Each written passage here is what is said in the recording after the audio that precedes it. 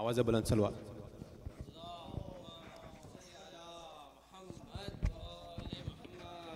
پھر بھی سلوات.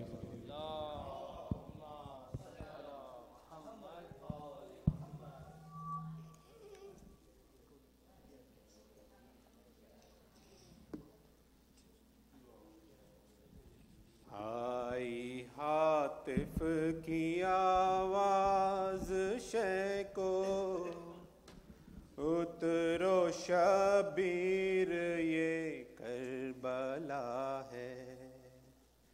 آئی ہاتف کی آواز شے کو اترو شبیر یہ کربلا ہے. بس قدم اب نہ آگے بڑھاؤ، بس قدم اب نہ آگے بڑھاؤ، اترو شبیر یہ کربلا ہے. آئی ہاتف کی آواز شے کو اترو شبیر یہ کربلا ہے. اب سفر ختم ہے ابن زہرا، لب دریا کرو خیمے برپا. اب سفر ختم ہے ابن زہرا، لب دریا کرو خیمے برپا.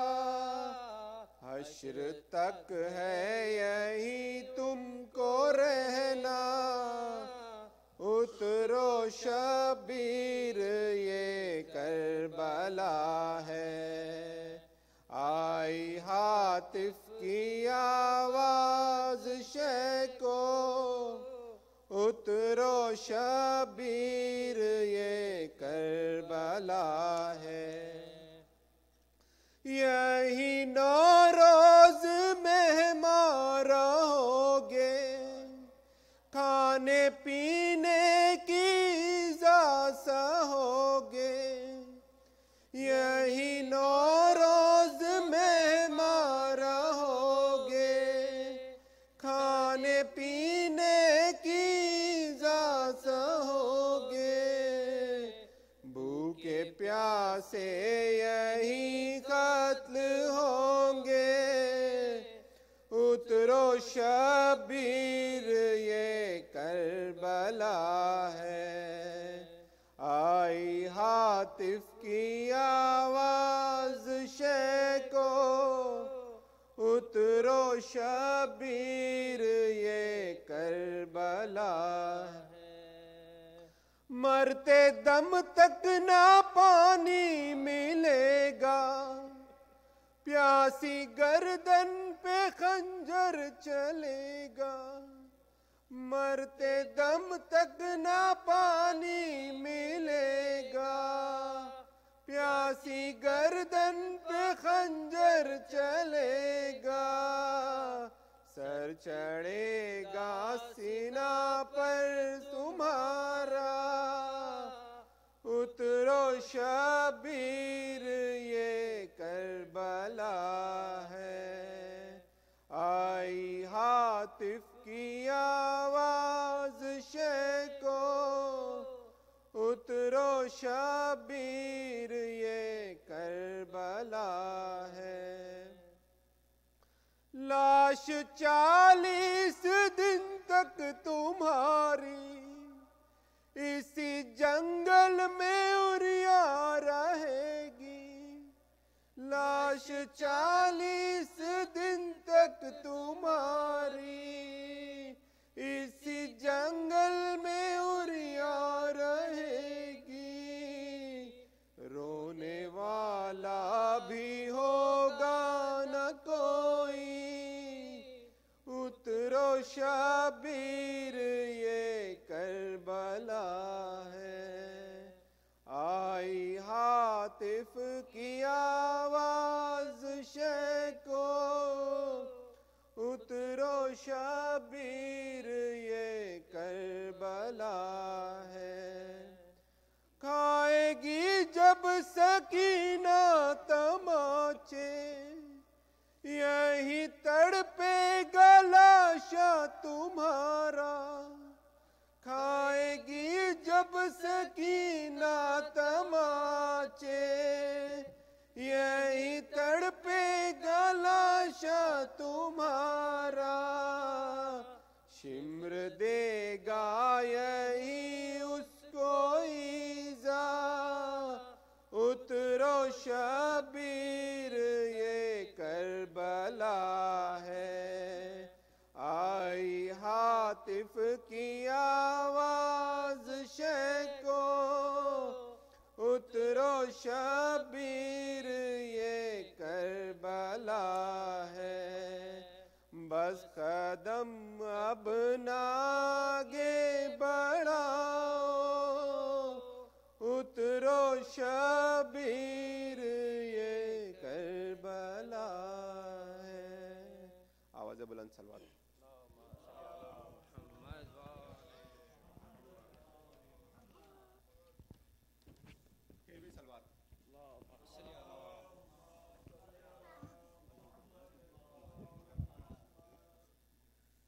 بلا کر سب کو حضرت نے کہا اے کربلا والو، بلا کر سب کو حضرت نے کہا اے کربلا والو، ہمیں درکار ہے تھوڑی سی جائے کربلا والو، بلا کر سب کو حضرت نے کہا اے کربلا والو، ارادہ ہے اسی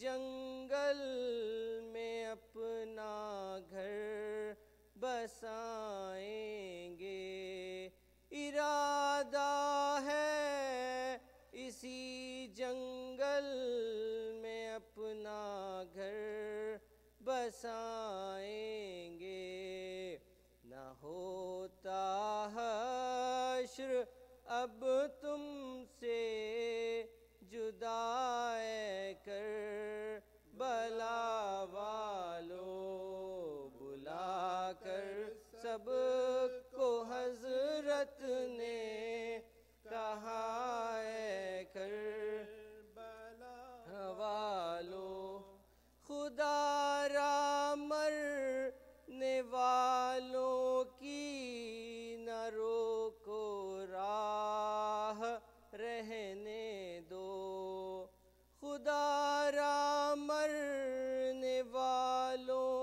کی نہ روکو راہ رہنے دو، مجھے لائی یہاں میری قضا اے کربلا والو، بلا کر سب کو حضرت نے کہا اے کربلا والو، عجب غربت ہے اپنی ایسی غربت پر وطن صدقے، عجب غربت ہے اپنی ایسی غربت پر وطن صدقے، جہاں پائے ہم اپنا گھر یہاں اے کربلا والو، بلا کر سب کو حضرت نے کہا اے کربلا والو، رہے گی تا یہ چہلم لاش بے غسل و کفن سب کی، رہے گی تا یہ چہلم لاش بے غسل و کفن سب کی، میرے ناموس ہوں گے بے ردائے کربلا والو، بلا کر سب کو حضرت نے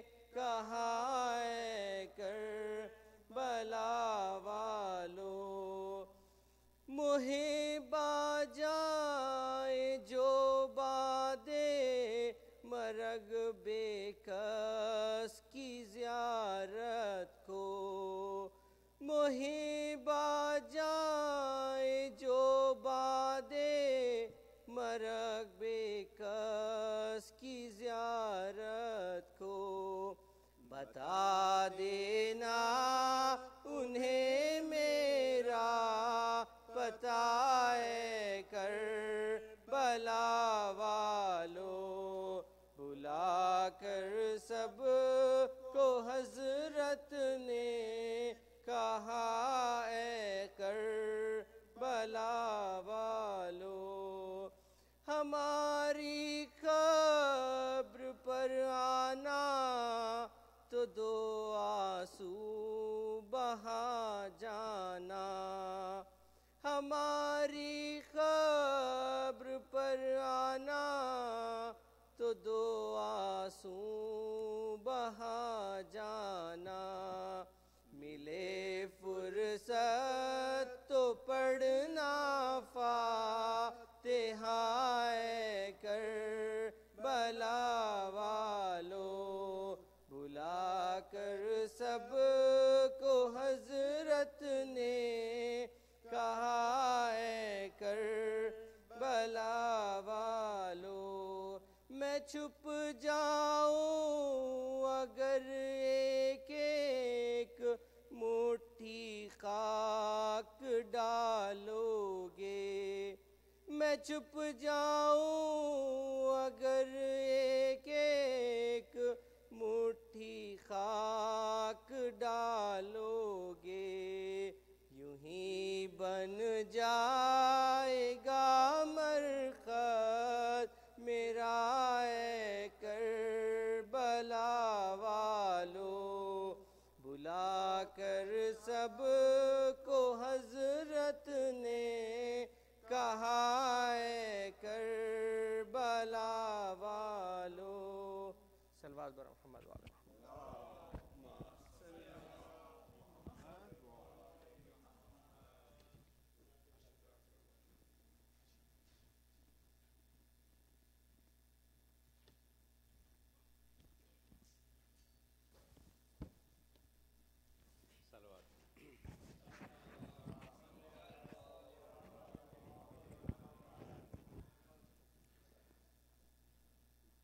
بارے دیگر صلوات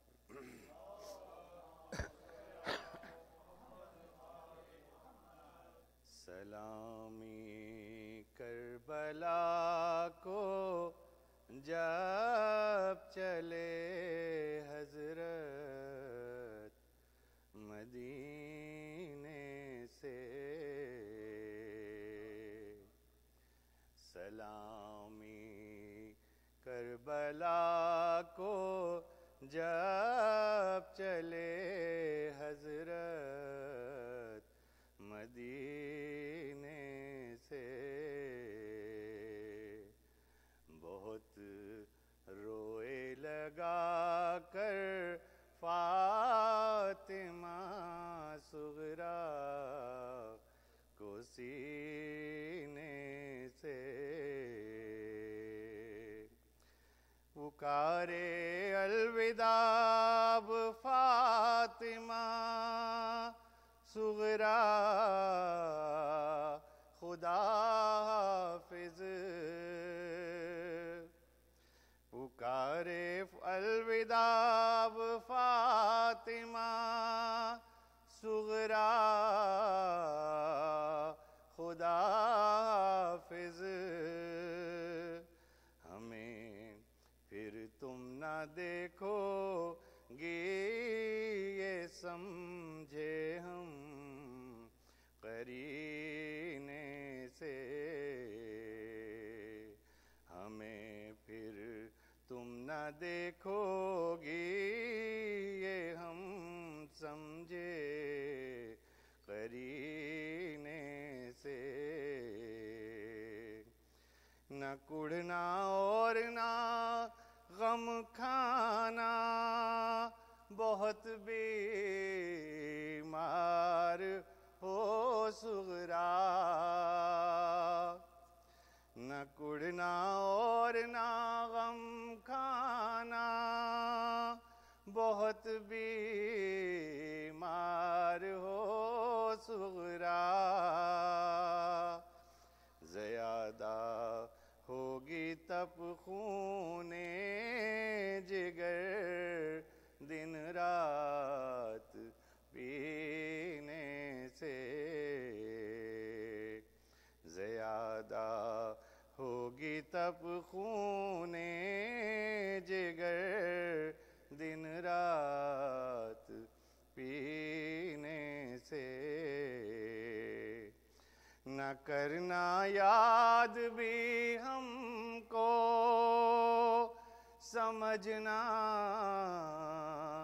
مر گئے بابا، نہ کرنا یاد بھی ہم کو سمجھنا مر گئے بابا، مٹا دینا ہمارا نام بھی دل کے نگینے سے، مٹا دینا ہمارا نام بھی دل کے نگینے سے، تمہارے کپڑے میلے ہیں بدل ڈالو انہیں صغرا، تمہارے کپڑے میلے ہیں بدل ڈالو انہیں صغرا، کہا بابا معطر ہیں یہ اصغر کے پسینے سے، کہا بابا معطر ہیں یہ اصغر کے پسینے سے، کہا حضرت نے اصغر کھائے گا بس تیر گردن پر، کہا حضرت نے اصغر کھائے گا بس تیر گردن پر، محبت مت کرو مایوس ہو اصغر کے جینے سے،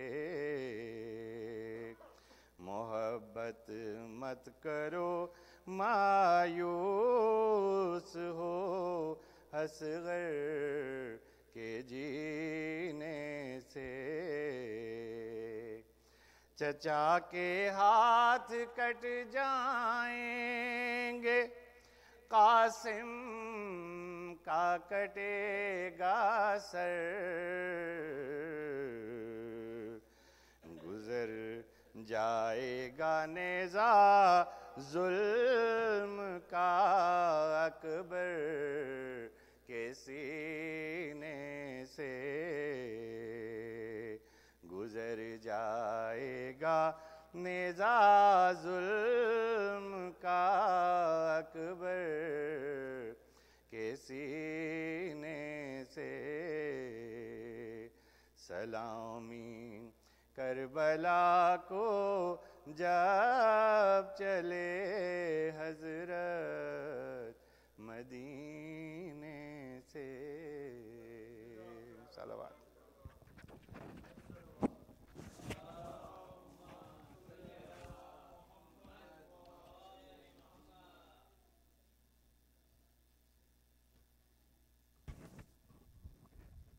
Assalamu alaikum. Once again, we're honored to have Maulana Sayyid Mahdi Qazwini visiting us from California. He came here a couple of years ago. Alhamdulillah, enlightened us. And on behalf of Zanabiya, we give our condolences for this month of Muharram. And tonight will be the second lecture that Maulana Qazwini is going to present. Once again, we request that everyone please arrive on time. We have a very tight schedule, and we're trying to stay on time with our schedule. So inshallah, moving forward the next few nights, we can get the full benefit of the lectures as well. So salawat, please.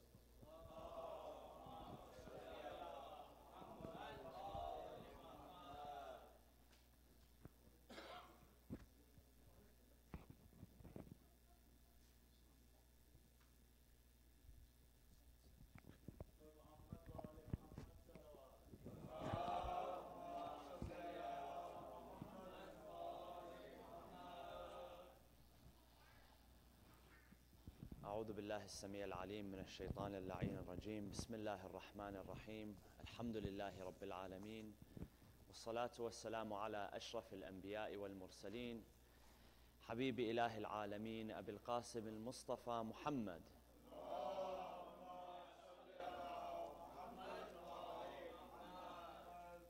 وعلى أهل بيته الطيبين الطاهرين المعصومين المنتجبين صلى الله وسلم عليك يا رسول الله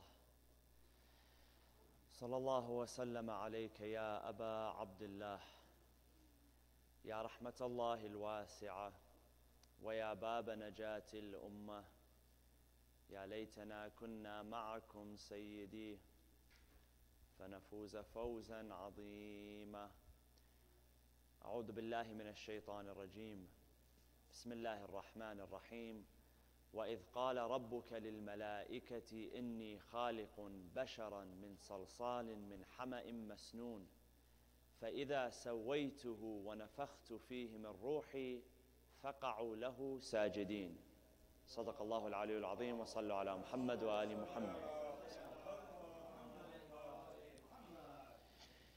Continuing from what we mentioned yesterday on the statement of Imam Hussein alayhi salam, where he says, "An-nasu inna an-nasa 'abid ad-dunya wad-dinu la'iqun 'ala alsinatihim," in which he describes that the practice of religion for most people is something which is superficial, it is artificial. He equates it to the flapping of the mouth or the flapping of the tongue. And for the vast majority of people who find themselves in this state, when they come up against opposition, the numbers of the righteous begins to dwindle. And for most people, for the vast majority of people, you find that unfortunately religion to them is it's treated like a set of archaic rules that people came up with hundreds of years ago or thousands of years ago, and for many people, it's nothing more than a ritual. And so, what the Quran has to say about this, in one verse, Allah subhanahu wa ta'ala says, وَاتْلُ مَا أُوحِيَ إِلَيْكَ مِنَ الْكِتَابِ وَأَقِمِ الصَّلَاةَ إِنَّ الصَّلَاةَ تَنْهَى عَنِ الْفَحْشَاءِ وَالْمُنكَرِ. That the purpose behind the prayer is what? For many people, prayer really is nothing but an exercise. Get the blood flowing to the brain. But the Quran says, إِنَّ الصَّلَاةَ تَنْهَى عَنِ الْفَحْشَاءِ وَالْمُنكَرِ. The Quran speaks about the supposed effect of the prayer, and that is that it prevents us from vices and abomination. Yet, you find that many people, they pray 5 times a day, they've established their prayer, yet it has no such effect. Sometimes you see this more in Muslim countries than non-Muslim countries, where people have perfected the prayer, or they show up to the masjid every day or every week, However, when it comes to dealing in their business or when it comes to dealing in their family, they do everything that goes against what their faith teaches them.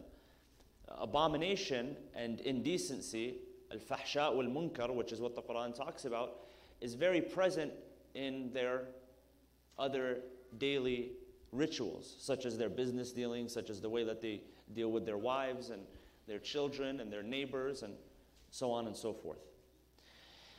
And so the purpose there is in the Quran. However, for most people, the purpose is not achieved. And what begins to happen after a while, when you are on a certain path, when you are on a certain plan, but you don't achieve your purpose, what tends to happen generally? Generally, people give up. If someone, for instance, takes it upon himself to attempt to get in shape, and he starts going to the gym, and he does everything that he's supposed to do. He starts eating the right foods and drinking enough water and going a frequent number of times throughout the week. And after 6 months or a year and a half or 2 years, he doesn't see any results. 0 results. No change at all. Doesn't feel better, is not in any better shape, and he's doing what he thinks he's supposed to do. What tends to happen with those people? They give up. Nobody's going to do something indefinitely without results, so they give up. And for most people, when they do something and they don't get the results that they want, not only do they give up, not only do they quit, but they tell other people that that doesn't work. And that's why you find people, sometimes they go from one extreme to another. Sometimes they go from a super religious, super pious, super devout, and then all of a sudden, I was reading a book one time, an article, and it described it in a certain way.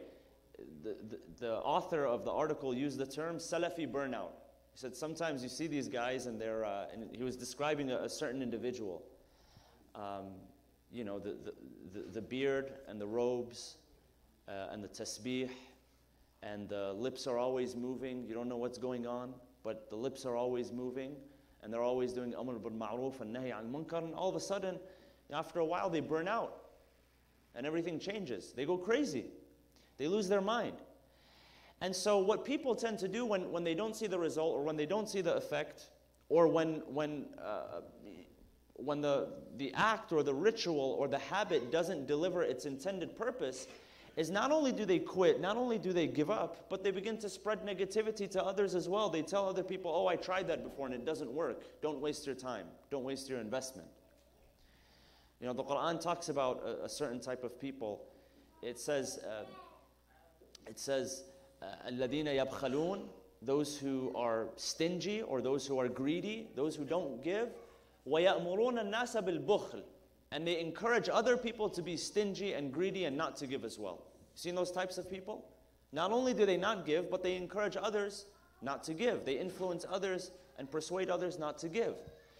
So when faith sometimes is not practiced in the right way, what happens? It begins to lose its intended purpose. And that's why Imam Hussein alayhi salam, what he saw during that time, 60 years after the Prophet, was people, they seemed faithful, or they looked faithful. They had the clothes of a faithful person. They had the appearance of a faithful person. But what was missing? The spirit and the essence of the faith, which is what? Justice, tolerance, love, honor, peace, respect. And that was stripped away from whom? The ones that revealed the message of peace, the ones that revealed the message of honor, the ones that revealed the message of respect. So many of Imam Hussein alayhi salam, many of his statements were based on a lot of the ironies that he saw. And that's what tends to happen when we begin to reduce religion, or the practice of religion and faith, into it's simply a ritual. It's simply something that it's a habit that we've gotten used to, and we've forgotten what the true purpose is. There was a Pew poll that was done last year, 2017, and it had some very interesting results. It said the following. It said that the results of the poll were the following: that 27% of adults in the United States claimed that they were not religious, but spiritual. So there were two questions that were posed to the people. One question was, do you consider yourself religious or no? The second question was, do you consider yourself spiritual or no? And the results was that 27% of the people favored saying yes to spirituality, but no to religion. And what's interesting about that is that that's up 8% since 5 years ago. So if you compare it to the same questions that were given out 5 years ago by the same company, it's up 8%.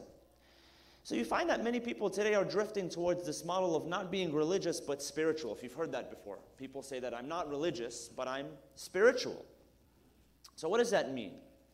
What does spirituality mean in an Islamic context? So most people, when you ask them that question of, okay, well, why do you choose spirituality over religion? For many people, and I simply don't want to do what's being preached, but I still believe in a higher power, and I still want to maintain my relationship with that higher power. And for many of these people, you really can't blame them for their experiences. Think about it. Or losing their minds and abandoning their faiths, because their experiences with people who claim to represent the faith have pushed them towards that. I mean, imagine for us, had Imam Hussein alayhi salam not done the right thing, and our perception of Islam would be, our only perception of Islam would be the Islam that was passed by Banu Umayyah and Banu al-Abbas. What kind of state would we be in? Where would we be? Think about it. Had Imam Hussein alayhi salam not done the right thing and preserved the purity of the message of his grandfather Rasulullah sallallahu alayhi wa sallam. And as much as Imam Hussein did, and as much as Ahlul Bayt did, you still have people who follow in the footsteps of Banu Umayyah today. And all you need is 5 of them to destroy an entire city. So, what is spirituality? First of all, the Quran mentions this. It says that a group of people came to the Prophet, to Rasulullah sallallahu alaihi wasallam, and they asked him about the nature of the ruh. They told him, describe to us the ruh. What is the spirit?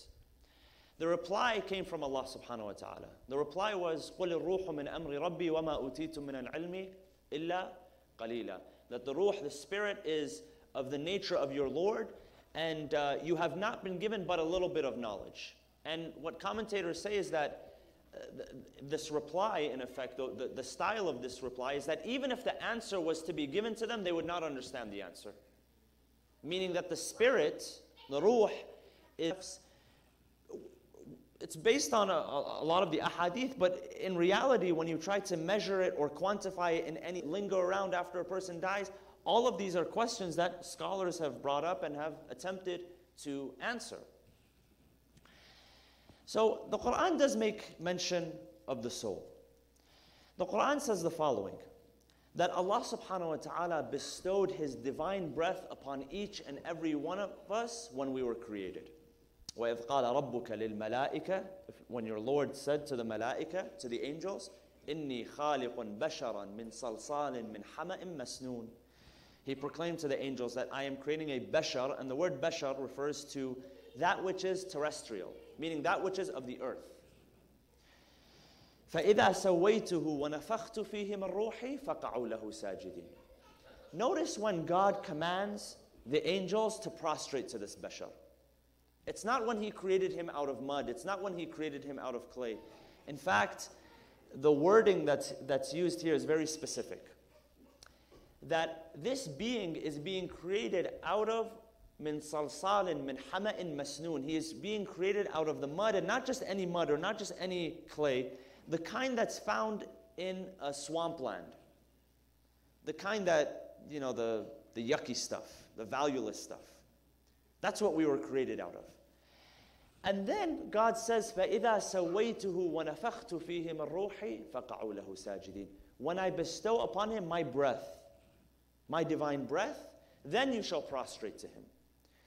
So what makes us that valuable that the angels had to prostrate to us It was something from Allah subhanahu wa ta'ala. It was that ruh that he talks about. So the ruh, in essence, is the most valuable thing that belongs to us, our spirit. And sometimes, by the way, spirit, the words spirit and soul are used interchangeably. Ruh and nafs, they're used interchangeably. But the most valuable part about us, about our being, is not this body, because God says that we created this out of a very lowly material. And one day, it will decay. One day, this body that you occupy, that sometimes we spend hours and months and years taking care of, and of course, we must take care of our appearance, but some people are so invested in their body, their physical body, but they're not invested in their spirit. They're not invested in the growth of their spirit and not in the growth of their soul. What gave you value in the first place, why the angels prostrated to you, was not your body, it was your soul. So understand that there is divine presence in each and every one of you. Now, what does that mean? That doesn't make you superior to anyone. Why? Because every human being, whether kafir, whether mu'min, whether Muslim, whether non-Muslim, whether black, whether white, all of us have been given some of this divine spirit. You won't find a human being who doesn't have that divine spirit. If you did, that thing, that entity would not be a human being. So you are not superior to anyone, but at the same time, you are not inferior to anyone. I mention this because sometimes we forget about the gifts that God has bestowed upon us. By nature of your creation, you are valuable. And sometimes we walk around with an inferiority complex, thinking that other people are more superior to you. Nobody is more superior to you. It doesn't matter how much is in their bank account, it doesn't matter how many followers they have on Instagram, none of that makes them superior. You have been given a gift by Allah subhanahu wa ta'ala. Recognize that and remind yourself anytime you're feeling down. So when it comes to that spirit, what is our responsibility towards our spirit? فَإِذَا سَوَيْتُهُ وَنَفَخْتُ فِيهِ مِنْ رُوحِي فَقَعُوا لَهُ سَاجِدِينَ. One of the things that I wanted to mention about spirituality, that divine presence that exists in each and every single one of us, it's a concept that some psychologists refer to as the higher self. If you look up the higher self. The higher self, now there are different meanings that are assigned to the higher self, and if you look up the higher self, there's the concept that exists in Islam, in Christianity, in Buddhism, in Hinduism. But some psychologists have written about it from a completely secular point of view. They say that what the higher self refers to, it refers to a place, a reserve in each and every single one of us. And what we have in that reserve allows us to transcend above and beyond all of the petty things in life that hold us back. It's the place that you're able to access from within that enables you to transcend above and beyond all of the petty things in life, such as what? Such as fear, anxiety, hatred. Now, these are all things that reside within us. However, the point is that the more that you pay attention to your spirit, the more that you develop your spirituality and your soul, the more you're able to transcend above the things that bother most people and hold most people back, such as fear. Think about it. How many of us on a daily basis, we're dominated by fear? And it holds us back. It debilitates us. Fear of rising, fear of our voices being heard, fear of even the basic fears, the basic phobias, such as what? Fear of public speaking. They say that there was a time where the fear of public speaking, for some people it was more than the fear of death. And they relate that to the fear of being criticized on a psychological level. That if I stand in front of someone and present, then I'm going to be criticized. And for some people, it was a bigger fear than death. But in reality, it's not a true fear, it's a phobia. And a phobia is what? It's an irrational fear. Something that you learn, but also something that you can unlearn as well. So whatever helps us get beyond the petty things in life, such as fear, such as animosity, such as scarcity. Some of us were born into this world, and for some reason, we think that the resources in this world are scarce. That I have to make the dollar before the other person makes the dollar. That we live in a win-lose world, or we live in a lose-win world. In order for me to win, somebody else has to lose. And if that person wins, that means that I am going to lose. So we're always in this competitive state with people. And if you go out into the corporate world, sometimes that attitude is very much alive, and it becomes a kind of dog-eat-dog world, where this person has to get ahead of that person. And if you think about it, that comes from a scarcity mentality. Because some people that think that there's only X amount of dollars in the world. Some people think that there's only X amount of land. So I have to have this much land, and I have to make sure that I have as much land as possible. I have to make sure that I have as much resources as possible. If I win, that person has to lose. And if that person wins, that means that I'm already losing. And where does this attitude appear most? In marital conflicts. I have to prove her wrong. And if she's right, that means that I have to be wrong. So there's no way that I can show her that she's right. She has to be wrong in order for me to win. And this truly does affect relationships. It's humorous, but it truly affects relationships. We think that other people have to lose in order for us to win, instead of thinking win-win. How can we both win? How can both of us win? How can we both walk away and we're both profitable? How can we both walk away and we both learn something from one another? So that, what psychologists talk about is that when you develop your spirituality, what it allows you to do is it allows you to transcend beyond all of those petty things that hold you back. And this concept actually falls in line with a tradition which is attributed to Imam Amir al-Mu'mineen Ali ibn Abi Talib salawatullah wa salamu alayhi.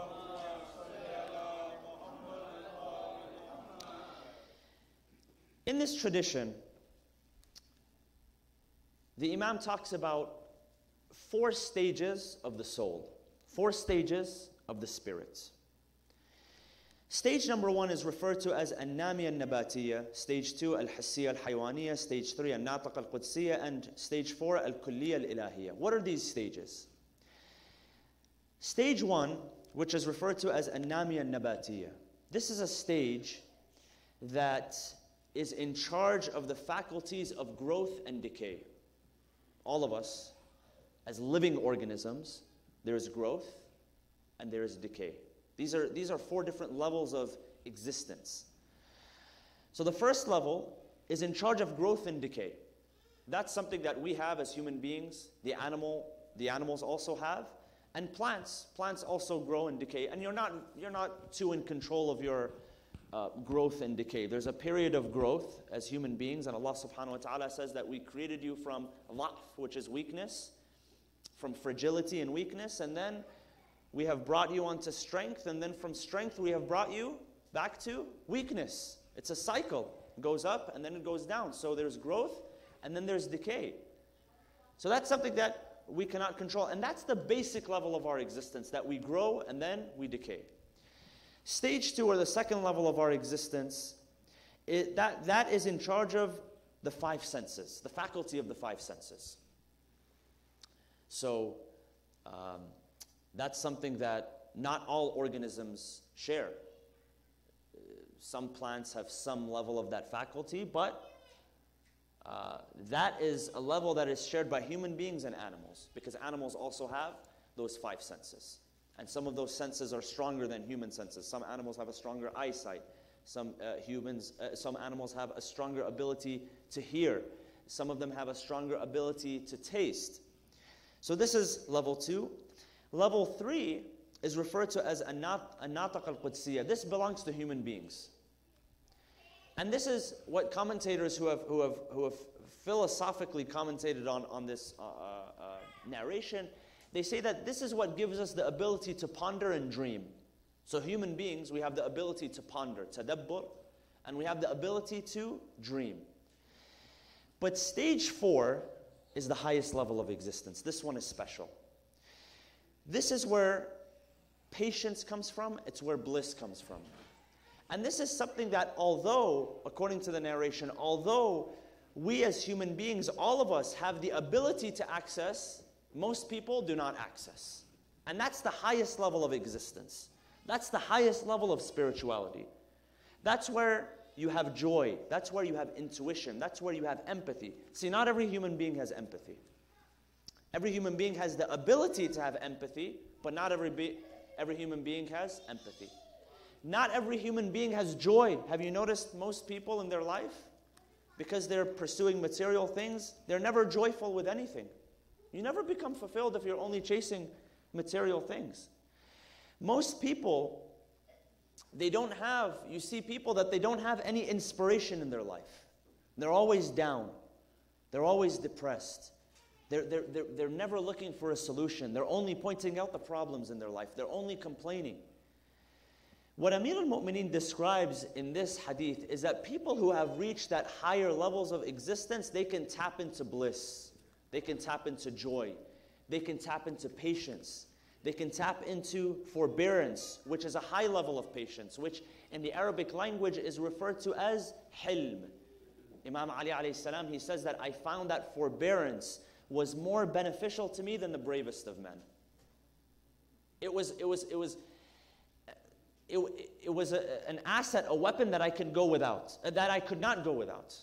Having forbearance, having empathy. And you find that people who have joy, people who have inspiration, people who have empathy, people who have love, people who have bliss, people who have patience, they're a cut above everybody else. Think about it. I was reading a chapter in a book that was describing having empathy in the context of emotional intelligence, EQ. And the subject of emotional intelligence is one that recently in the past couple of decades has become very, very popular. And emotional intelligence basically refers to our ability to become self-aware, being aware of our emotions, being aware of the emotions of the people around us. When people talk about things such as delayed gratification, that comes from emotional intelligence. Having social skills, that also comes from emotional intelligence. There was a scholar from Harvard University. He wrote a book, I believe it was in the 1970s or the 1980s, and that book was called Frames of Mind. The scholar's name is Howard Gardner. And he said that it's not only IQ, but there are multiple intelligences. There's social intelligence. There's psychological intelligence. There's emotional intelligence. And for the longest period of time, you find that when schools accepted students or when corporations accepted applicants for a job, a lot of the times they looked at IQ and they were foregoing EQ. They weren't looking at emotional intelligence. Part of emotional intelligence, part of developing that spirituality is having empathy. Having empathy is when you're able to sense the emotions of people around you. Some people, they have zero empathy. And some scholars and some experts, they have found that in certain cases, not in all cases, but in certain cases, they're able to neurologically trace why some people are missing out on empathy. Just as we mentioned yesterday, there's a disconnect between some parts of the brain. When that part of the brain, that inner emotional part of the brain is strong, sometimes you can sense the emotions of people around you. Have you ever been in a conversation and someone began to have tears and you began to have tears in your eyes? Some scholars say that that can be traced to infancy. And they did studies where they realized that some toddlers, one study, it said the following, that one toddler was observing another toddler, and the other toddler fell down and began to cry, and it's as if that first toddler felt the pain, he began to cry as well. So they trace empathy to our days as toddlers, as babies. And that is something that is so very underrated. You know, when you look at the Imams of Ahl, when you look at the Prophet Muhammad sallallahu alayhi wa sallam, and the Imams of Ahlul Bayt, you find that what placed them a cut above other people is that they were experts when it came to social intelligence. They were experts when it came to emotional intelligence. They knew how to harbor people in their hearts, even if those people had enmity. You know, one of these psychologists, when she writes about spirituality and the height of spirituality and accessing that higher self, she gives an example. She says, have you ever sometimes been in a situation where someone has been aggressive towards you? Someone has insulted you. And instead of feeling insulted, you feel sorry for that person. And you sympathize with that person. Because you look at that person and you see someone who is in pain. Someone who is in need of love. Someone who is in need of significance. There's a story that's narrated, and some scholars attribute it. In some narrations I have read attributed to Imam al-Hasan alayhi salam. Some narrations attribute to Imam Hussein. Whether it was one or the other doesn't matter, but it says that a man comes from Asham to Medina, and he finds one of them. He's looking for one of them. And when he finds him, instead of greeting him, he begins to curse at him. The man says, I began to curse and curse and curse until I ran out of breath. And look at how the Imam has social intelligence and emotional intelligence and empathy. He sensed that this person, because he was acting in such a vulgar way, that something was probably bothering him on the inside. He says, what is it that's bothering you? He says, you look like you're not from around here. He says, no, I'm not from around here. He says, you're a traveler. He says, yes, I'm a traveler. He says, do you have any place to stay? If you don't have a place to stay, you are welcome in my home. Do you have anything to eat? If you have nothing, you're welcome. Then this person, he narrates the hadith, he says, at that moment, I began to wish that the earth would open up and swallow me whole because of my embarrassment. The Imam was able to take something that was vulgar, remove that, and bring out the best in that person. The narration, the man is narrating, he says that at that moment I realized that I loved no one more than I loved Imam Hussein and his family. No one. All because of an act of kindness.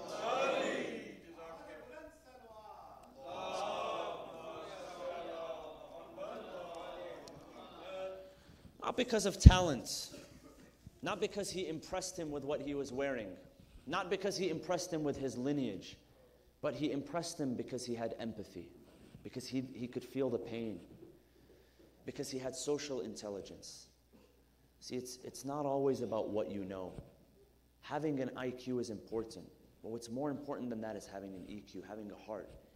That is the essence of spirituality. When we talk about religion and spirituality, so going back to the quote of Imam Hussein alayhi salam, when we're talking about religion versus spirituality and the question of which one reigns supreme, well, if religion is just a set of archaic rules that doesn't teach us patience, that doesn't teach us joy, that doesn't teach us empathy, that doesn't teach us to love people and have forbearance with people, then yes, spirituality is much better than religion.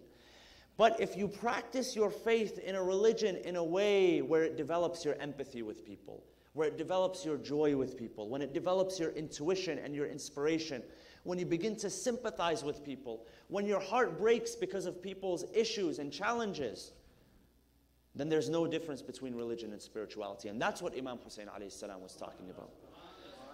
That's why when he says that ad-deenu la'iqun ala alsinatihim, that the religion is just a flapping of the mouth, he's not saying that they're not practicing the religion, because when he was bloody on the floor of Ashura, he saw them praying in front of him. It wasn't someone who came from a different background or a different religion. It wasn't a foreign invader that came into the land. It was the people that were saying, Ashhadu anna Muhammadan Rasulullah. But that's where the irony was, is that their faith, it was just saliva on, it was as valueless as the saliva on their tongue. So when it comes to religion, yes, practice the religion. Do your 5 daily prayers, fast in the month of Ramadan, perform the Hajj. But going back to what we said yesterday, understand the purpose and meaning. Because if you don't understand the purpose of meaning, you might do it for 6 months, you might do it for a year, you might do it when your parents are watching, but how long are you going to do that? Until you hit an obstacle and you give up. So try to find joy and inspiration, try to develop empathy, try to develop love for people by your daily prayers.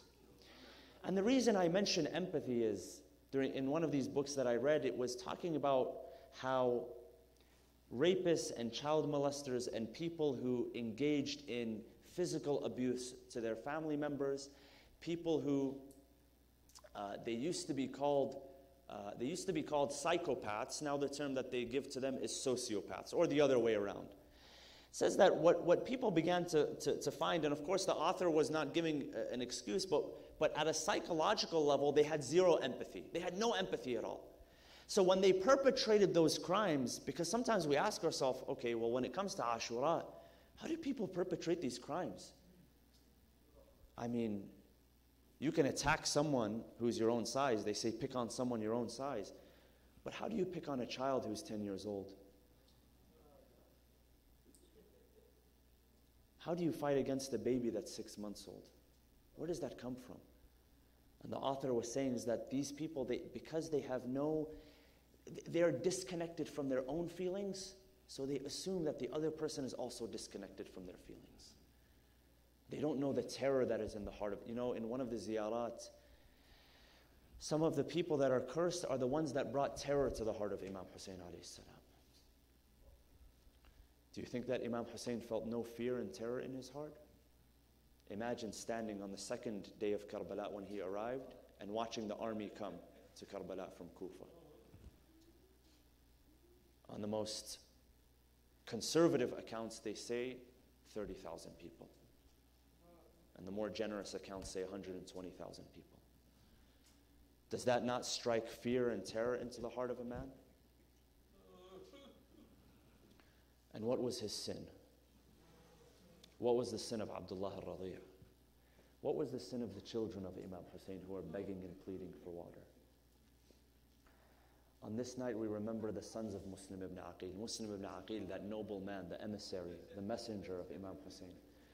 The one who, after Imam Hussein had received many, many letters when he was in Mecca, sent the person that he trusted the most, sent a person that he would trust his life with. Imagine, this is a man who Imam Hussein would trust his life with. He sends him to the city of Kufa to check the situation.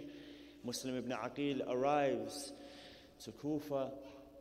He checks the situation. He finds that yes, there is a reception, but at that same time, Ubaydullah ibn Ziyad, who was the governor of Basra, is given a command by Yazid. Yazid tells him, he says, leave Basra and go to Kufa, and if you can develop wings and fly, then go ahead, because we are about to lose the city of Kufa, because Muslim is now there. And in the darkness of the night, Ubaydullah ibn Ziyad, that rousing, that treacherous man, arrives into Kufa. He goes in veiled, he takes over Qasr al-Imara, he becomes the commander, and all of a sudden he sends out a threat that anybody who is found supporting Muslim ibn Aqil will be executed, will be punished. And anybody who captures Muslim ibn Aqil shall be rewarded with a hefty reward, with a hefty price. Muslim ibn Aqil is leading the prayers in Kufa. All of a sudden he finds that people begin to abandon him one by one. And he finds himself lonely in the streets of Kufa. All of a sudden he sits at the home of a woman by the name of Tawa, a righteous woman. She comes to the door. Who are you? What are you doing here at my doorstep? He introduces himself. He says, oh lady, dear lady, my name is Muslim ibn Aqil, and I am the emissary of Hussein ibn Ali, and I am abandoned. I am alone in these streets. I had many supporters, but now nobody is supporting me. So she brings to him the water. When she finds out who it was, at first he did not reveal himself, but when she finds out who he was, she begins to weep. She considers it an honor. The emissary of Hussein alayhi salam has come to my doorstep, so she brings him in. She was the only person that would offer him sanctuary. She says that entire night he spent in ibadah, he spent in worship. Never did his eyes close. He knew that this was going to be his final night, so he spent the entire night in worship, in obedience. One of the sons of Tawa was enticed by the bribe, so he goes and informs the soldiers of Ubaydullah ibn Ziyad about the whereabouts. To make a long story short, they came after him.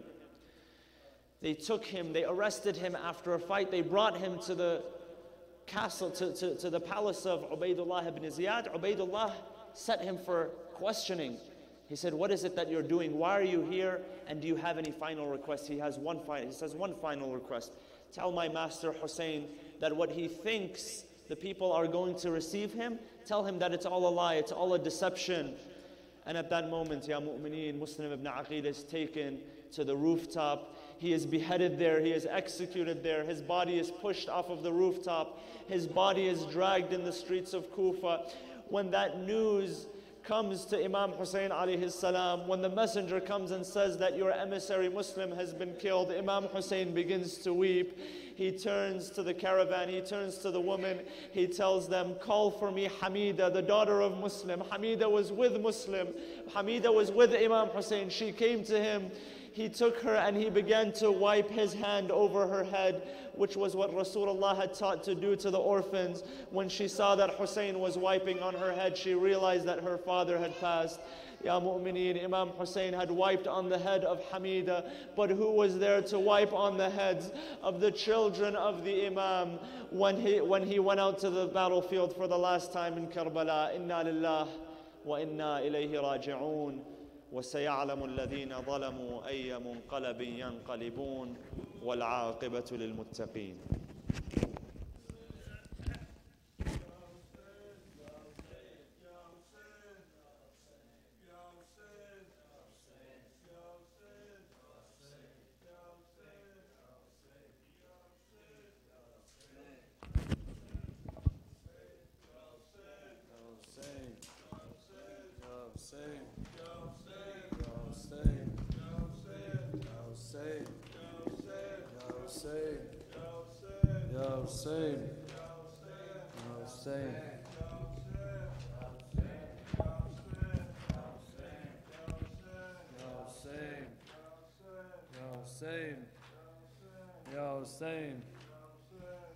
ہم سے غم شبیر بلایا نہیں جاتا، ہم سے غم شبیر بلایا نہیں جاتا، ہم سے غم شبیر بلایا نہیں جاتا، ہم سے غم شبیر بلایا نہیں جاتا، یہ داغ کلیجے سے مٹایا نہیں جاتا، ہم سے غم شبیر بلایا نہیں جاتا، ہم سے غم شبیر بلایا نہیں جاتا،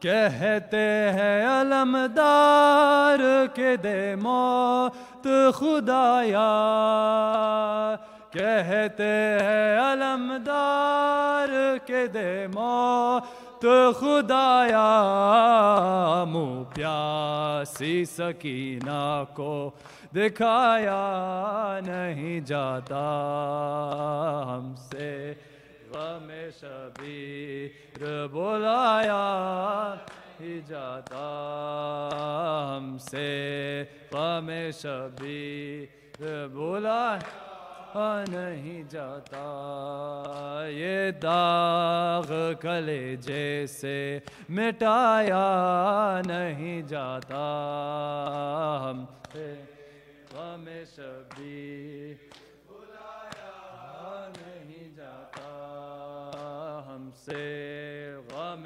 شبیر بلایا نہیں جاتا، شہ بولے کمر ٹوٹی سنبھالو مجھے اکبر، شہ بولے کمر ٹوٹی سنبھالو بر، عباس صدا دیتے ہے جاتا نہیں جاتا، ہم سے شبیر یا نہیں جاتا، ہم سے غم شبیر بلایا نہیں جاتا، یہ داغ کلیجے سے مٹایا نہیں جاتا، ہم سے غم شبیر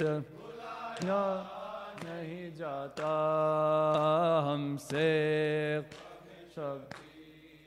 بولا نہیں جاتا، اٹھتے ہیں کبھی بیٹھتے ہیں مولا کے لے، اٹھتے ہیں کبھی بیٹھتے ہیں مولا کے لے، کیا لاشائے فرزند اٹھایا نہیں جاتا، ہم سے غم شبیر بلایا نہیں جاتا ہم سے غم شبیر بلایا نہیں جاتا یہ داغ کلیجے سے مٹایا نہیں جاتا ہم غم شبیر بلایا نہیں جاتا ہم سے غم شبیر بلایا نہیں جاتا اتنے تن شبیر پہ تیر نمایا اتنے تن شبیر پہ تیر نمایا بچی کو بھی سینے سے لگایا نہیں جاتا ہم سے غم شبیر بلایا نہیں جاتا ہم سے غم شبیر بلایا نہیں جاتا یا حسین یا حسین یا حسین یا حسین یا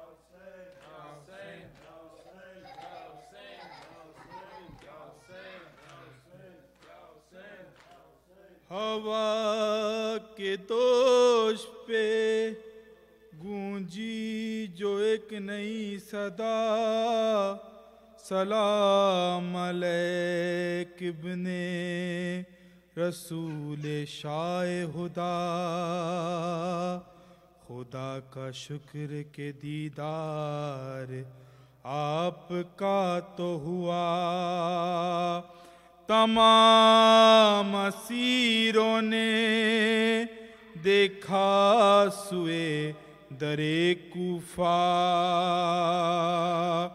جو لاش لٹکی ہے در پر وہ تھر تھراتی ہے سلام کرنے کی آواز اس سے آتی ہے تڑپ کے نیزے سے فرقے حسین نے یہ کہا علیکم وطن آوا راؤ قتیل جفا ادب سے عابدے بیماریوں ہوئے گویا قبول کیجئے مسلم چچا سلام میرا سنا جو حضرت مسلم بن عقیل کا نام تو ایک بی بی لگی لاش سے یہ کرنے کلام کی زوجائے مسلم نے یہ فغاں ہے میرے دونوں لال کہاں کی زوجائے مسلم نے یہ فغاں ہے میرے دونوں لال کہاں ہے میرے دونوں لال کہاں کی زوجائے مسلم نے یہ فغاں ہے میرے دونوں لال کہاں احوال کرو کچھ ان کا بیان ہے میرے دونوں لال کہاں کی زوجائے مسلم نے یہ فغاں ہے میرے دونوں لال کہاں تھے ساتھ جو میرے دو دلبر تھے ساتھ جو میرے دو دلبر وہ فدیہ کیے میں نے حق پر تھے ساتھ جو میرے دو دلبر وہ فدیہ کیے میں نے حق پر جو ساتھ تمہارے تھے ہیں کہاں ہیں میرے دونوں لال کہاں کی زوجائے مسلم نے یہ کہاں ہے میرے دونوں لال کہاں کی زوجائے مسلم نے یہ فغاں کہاں میں بستی بستی جاؤں گی میں بستی بستی جاؤں گی اور ڈھونڈ کے ان کو لاؤں گی میں بستی بستی جاؤں گی اور ڈھونڈ کے ان کو لاؤں گی بتلائیے مجھ کو ان کا نشان ہے میرے دونوں لال کہاں کی زوجائے مسلم نے یہ فغاں ہے میرے دونوں لال کہاں کی زوجائے مسلم نے یہ فغاں کب تک وہ رہے زیرے سایہ کب تک وہ رہے زیرے سایہ اور کچھ تو ترس ان پر آیا کب تک وہ رہے زیرے سایہ اور کچھ تو ترس ان پر آیا کس گھر میں اب تک وہ مہمان ہے میرے دونوں لال کہاں کی زوجائے مسلم نے یہ فغاں ہے میرے دونوں لال کہاں کی زوجائے مسلم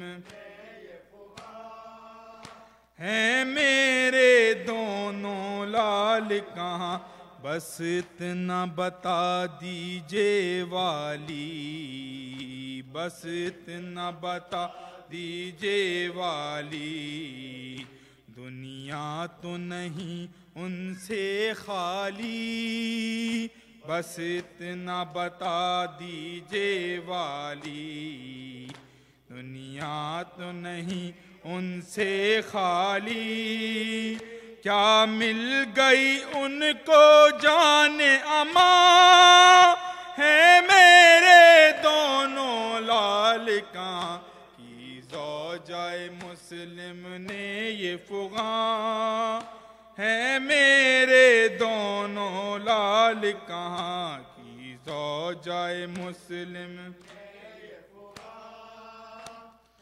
میرے دونوں لال کہاں دی لاشائے مسلم نے یہ صدا دی لاشائے مسلم نے یہ صدا دے صبر کی طاقت تجھ کو خدا دی لاشائے مسلم نے یہ صدا دے صبر کی طاقت تجھ کو خدا ہو جائے گا تجھ پر جلد آیا ہے میرے دونوں لال کہاں کی زوجائے مسلم نے یہ فغاں ہے میرے دونوں لال کہاں کی زوجائے مسلم نے یہ فغاں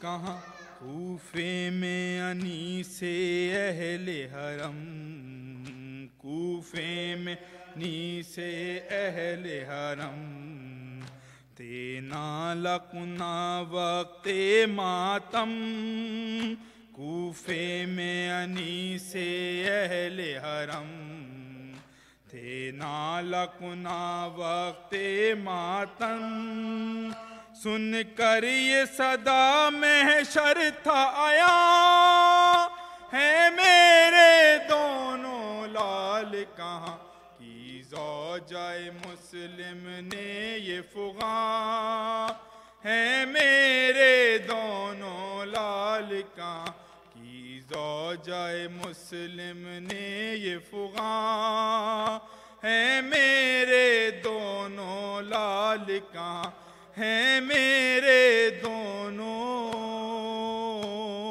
لال کہاں کی زوجہ مسلم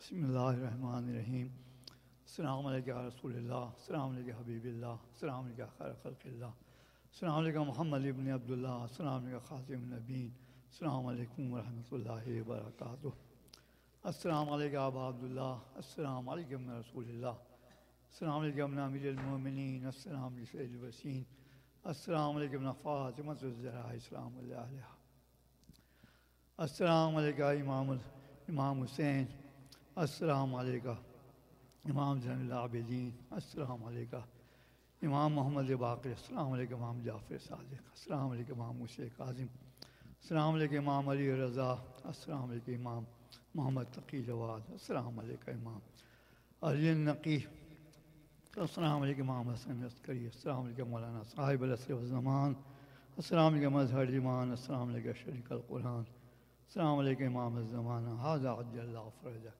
سہل اللہ مخرجک و ظہورک جعلنا من اعوانک و انصارک السلام علیکم ورحمۃ اللہ وبرکاتہ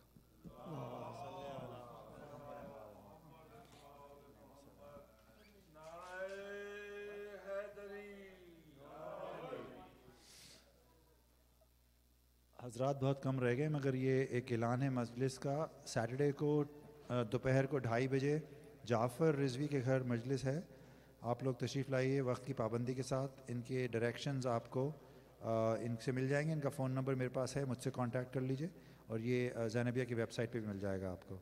تو سیٹرڈے کو انشاءاللہ 2:30 بجے.